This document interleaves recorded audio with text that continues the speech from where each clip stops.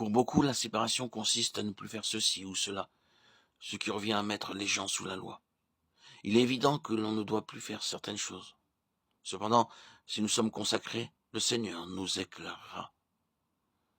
Si nous sommes ouverts au Saint-Esprit, il nous dispensera l'enseignement dont nous avons besoin. La parole est très claire sur les questions d'habillement ou de coiffure. Les vêtements blancs que portaient les Lévites indiquent la séparation. Nous ne devons pas suivre le monde et la mode, mais prendre notre Bible et considérer ce que Dieu nous dit. Évidemment, cela pourra aller à l'encontre de ce que nous pensons. C'est un aspect qui touche particulièrement la femme. Pourquoi? Parce que la femme a été le canal pour le péché. L'homme qui était présent à manger avec elle, il l'aimait tellement que l'ennemi l'a aveuglé. Aujourd'hui, il en est de même. Les sœurs ont un rôle et une place, mais ne doivent pas occuper la place des frères. L'homme et la femme doivent être à leur place. Marie, aimez vos femmes comme Christ a aimé l'Église, et s'est livré lui-même pour elle. Éphésiens 5, 25. Et femmes, soyez soumises à votre mari comme au Seigneur. Éphésiens 5, 22.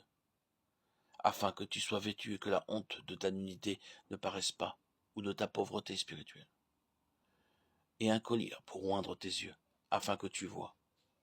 Le collier dilate la pupille.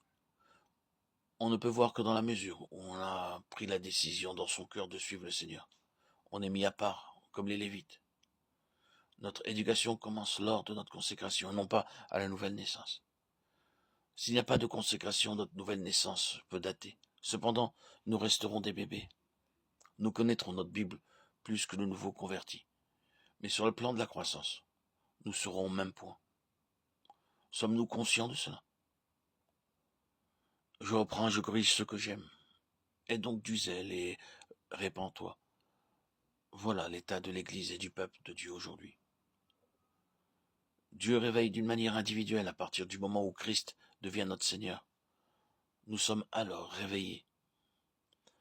Si nous acceptons le message de Dieu, nous serons réveillés. Notre sommeil spirituel cessera parce que Dieu aura touché notre esprit, où se tient la vie.